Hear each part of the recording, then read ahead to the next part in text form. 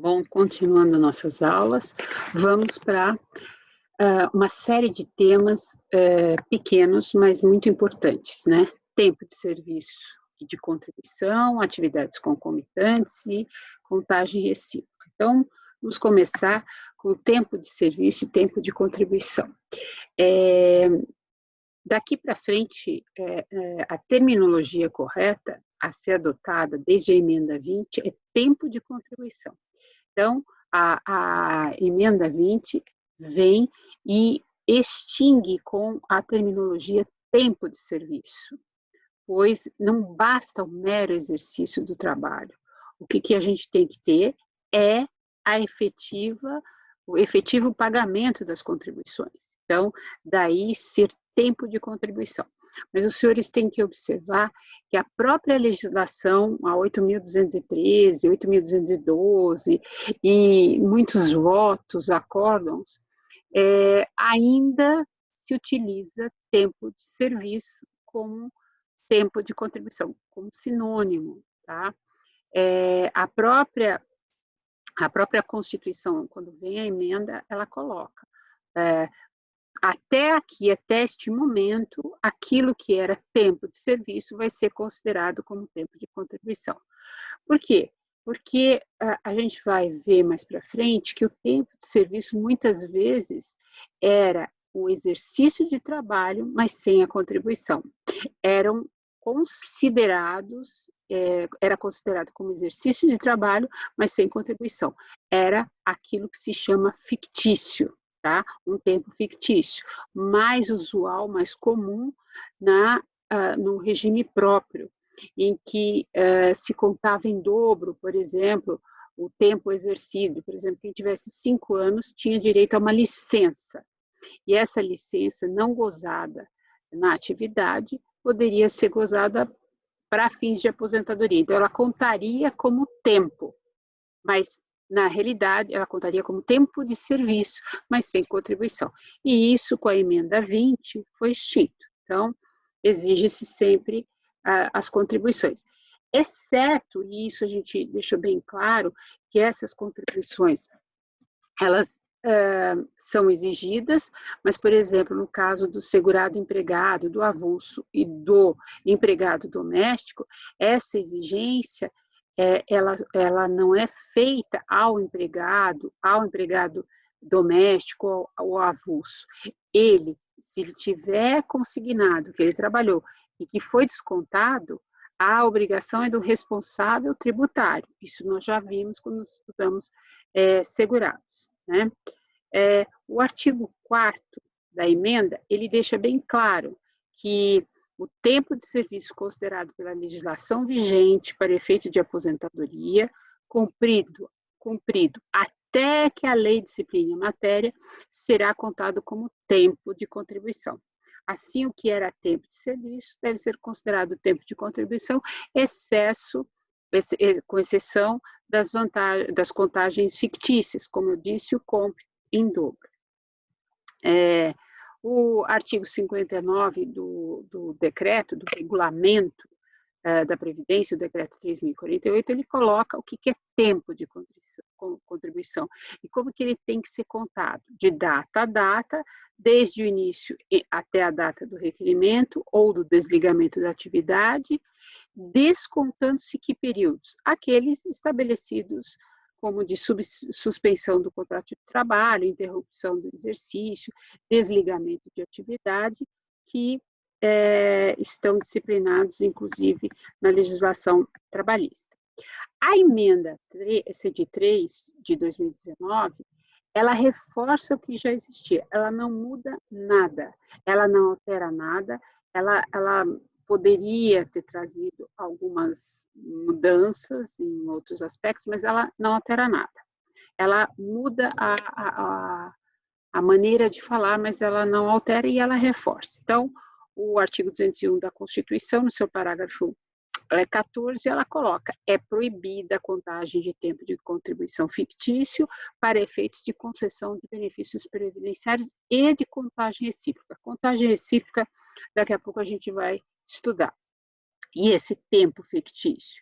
Vamos conceituar tempo fictício. aquele considerado em lei, como tempo de contribuição para fins de concessão de aposentadoria, sem que tenha havido por parte do servidor. Então, esse tempo fictício, ele sempre foi mais aplicado para o servidor. Sem que tenha havido por parte do servidor a prestação de serviço ou a correspondente contribuição, né? A emenda se contradiz, e a gente vai ver aqui essa contradição que eu acabei de falar. Então, será assegurada, isso na emenda agora de 2019, será assegurada a contagem de tempo de contribuição fictício do regime geral decorrente de hipóteses descritas na legislação vigente até a data de entrada desta emenda constitucional. Vejam, isso já existia, foi a emenda 20 que trouxe. Aí, depois de mais de 20 anos, vem a emenda 19, a emenda 103 e repete, e garante uma coisa que já estava proibida, o tempo fictício. Então, ela garante até essa legislação o tempo fictício, quer dizer, em completa contradição com o que já tinha. Olha lá a emenda 20, o parágrafo 9º do artigo 201. Para efeito de aposentadoria assegurada a contagem recíproca do tempo de contribuição na administração pública, na atividade privada, rural e urbana, hipótese em que os diversos regimes de previdência se compensarão financeiramente. Então, vejam que há uma contradição daquilo que já estava disciplinado, né? A emenda 20 já tinha deixado muito clara que a partir daquele momento, a partir do advento da emenda 20, não se admite períodos fictícios, tá? E aí a emenda 103, de forma desarrazoada e sem nenhum objetivo, ela tira isso, tá? Aí, como eu já repeti, o artigo 59 do decreto, ele diz o que é tempo de contribuição, tá? Descontando-se os períodos de suspensão de contrato de trabalho, interrupção, né? E aí a gente vai para aquilo que o legislador chamou de atividades concomitantes. Então, atividades exercidas ao mesmo tempo. Então, ocorre quando o segurado desempenha contemporaneamente, ao mesmo tempo, duas ou mais atividades laborais remuneradas, abrangidas pelo mesmo regime previdenciário ou por regimes previdenciários diversos. Então, é o caso, por exemplo, de uma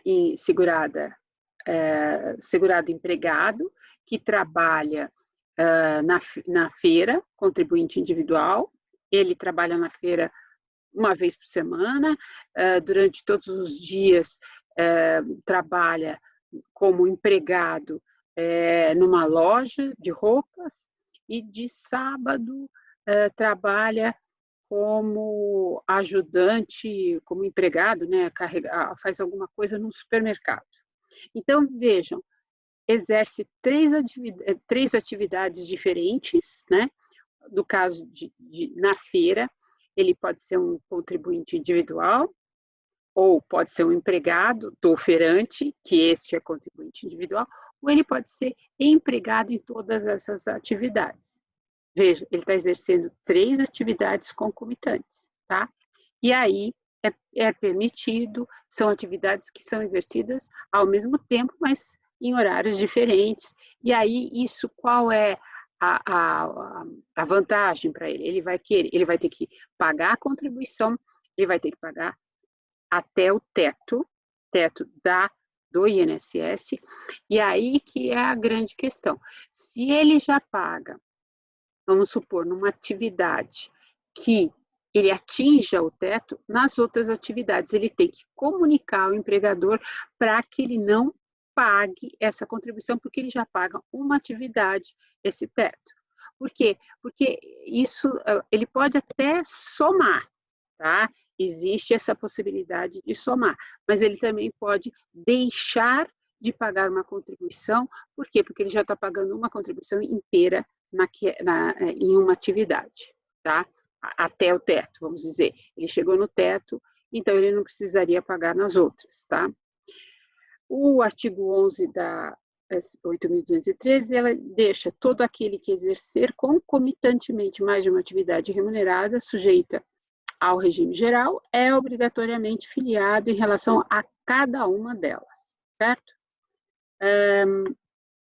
Então, o exemplo eu já dei, vamos rememorar aqui outro exemplo, né? A Camélia é ao mesmo tempo empregada de uma padaria, segurada empregada, e de uma loja de conveniência em seu bairro. Também ela pode ser segurada empregada. Filiação concomitante paralela, chamada concomitante paralela, ao regime geral e regime próprio, ou a filiação a dois ou mais regimes próprios diversos, né?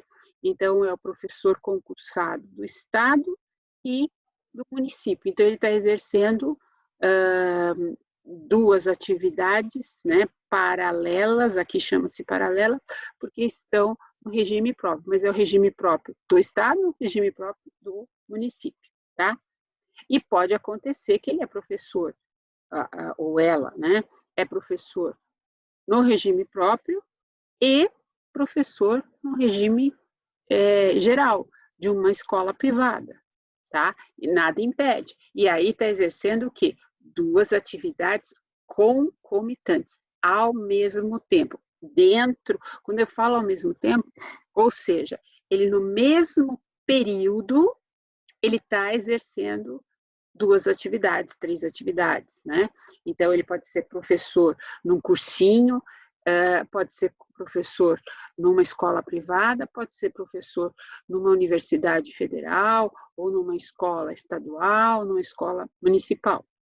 Então, aí pode ser o regime próprio, por quê? Porque pode ter prestado concurso. Às vezes, o fato de ser professor num município não significa que esteja no regime próprio. Pode ter a afeição de regime próprio, mas não ser regime próprio. Está trabalhando no município, mas é regime CLT, regime geral. Vai se aposentar pelo INSS, tá? Como se diz vulgarmente, tá?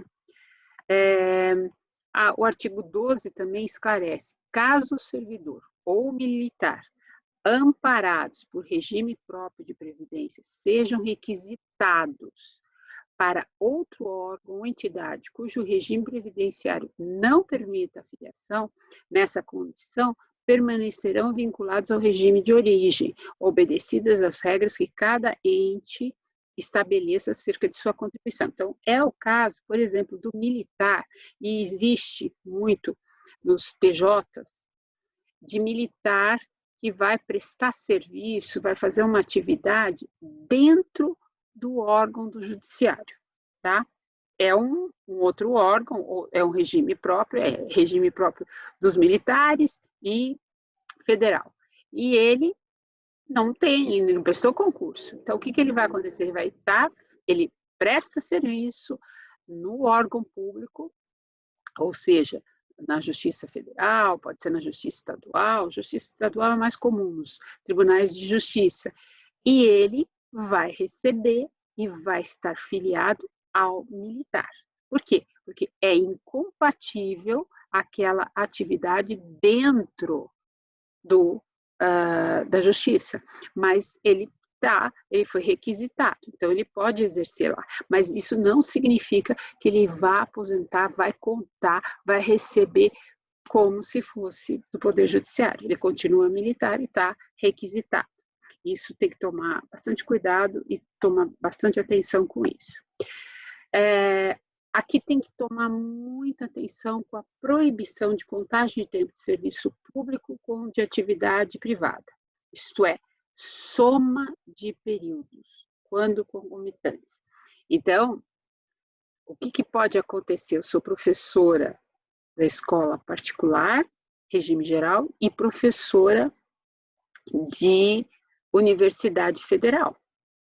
Eu não posso somar tempo, tá? Por quê? Porque essas atividades foram exercidas na mesma época, ao contrário do regime geral, que eu posso fazer essa soma, mas dentro de uma atividade própria do regime geral. Aqui são atividades diferentes, são atividades concomitantes. A gente vai falar em uma outra atividade aqui, para a gente não, de contagem recíproca, que não se deve confundir. Aqui é a proibição de eu contar e somar essas atividades. Por quê? Porque elas foram realizadas na mesma época. De manhã eu era professora na escola privada e à tarde ou à noite eu era professora na universidade. O que pode acontecer, em tese, é eu poder me aposentar no regime geral e no regime próprio. Eu ter essa possibilidade de poder aposentar nos dois regimes diferentes, tá? Eu preciso ter o tempo, ser preenchidos os requisitos, mas eu não posso somar. Existem algumas possibilidades de soma quando previstas na Constituição, algumas atividades concomitantes que estão previstas na Constituição, lá no artigo 37, tá? O tempo, o artigo 96 fala que o tempo de contribuição ou de serviço de que trata esta seção será contado de acordo com a legislação pertinente, ou seja, de acordo com a legislação aqui estiver, em que regime estiver o segurado. É vedada, é proibida a contagem de tempo de serviço público com de atividade privada quando concomitantes. Vejam, aqui já é colocado claramente essa proibição de contagem de tempo, soma de tempo público com privado. O que vai ser possível, a gente vai ver bem, é contagem recíproca, mas são tempos, são atividades não exercidas na mesma época, tá? Eu posso, por exemplo, contar aquilo que eu exerci dentro do regime geral, mas não o regime geral com o regime público, regime próprio, tá? O artigo 32 fala do salário de benefício do segurado, que contribuir em razão de atividades concomitantes será calculado com base na soma dos salários de contribuição das atividades exercidas na data do requerimento ou do óbito ou no período básico de cálculo. Aqui, lembre-se, o que é o salário de benefício? É a base de cálculo para a obtenção do quê? Da minha renda mensal inicial. O que é a renda mensal inicial? Ela multiplicada por aquela porcentagem, né? Qual que é a porcentagem, por exemplo, para uma aposentadoria? Dependendo da aposentadoria, a regra geral é 100%.